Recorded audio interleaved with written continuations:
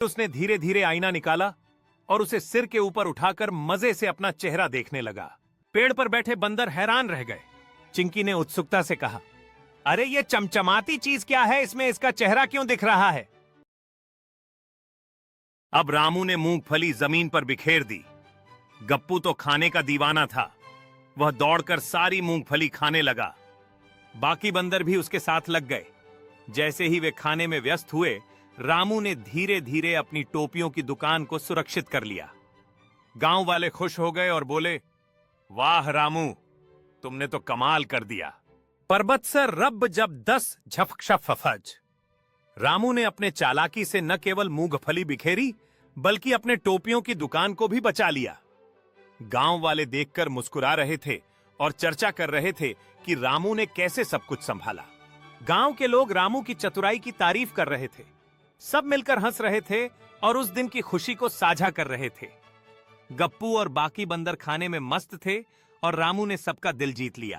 रात होते होते रामू ने अपने टोपियों की दुकान को सजाया और गांव के लोगों के साथ मजेदार बातें करने लगा।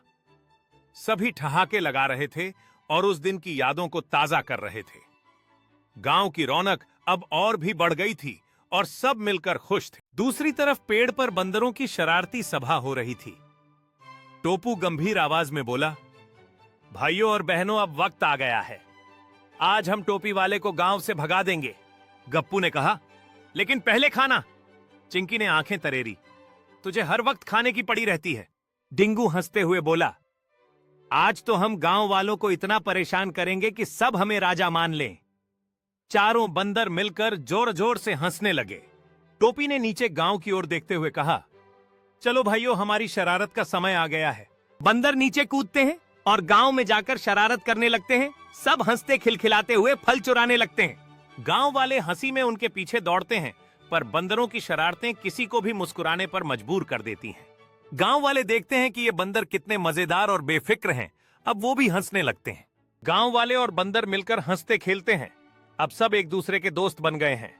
टोपी और गांव वाले एक दूसरे के साथ हाथ मिलाते हैं। उनकी दोस्ती की नई शुरुआत हुई। टोपी वाले की योजना रामू ने गांव वालों को इकट्ठा करके कहा, सुनो सब लोग, अगर हमें बंदरों को हराना है तो साथ मिलकर काम करना होगा।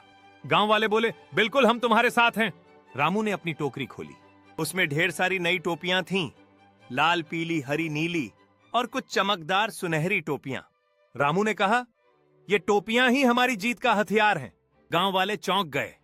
टोपियां कैसे? रामू मुस्कुराया, बस देखिए और मेरा साथ दीजिए। बंदरों का बड़ा हमला। दोपहर को बंदरों ने गांव पर हमला बोल दिया।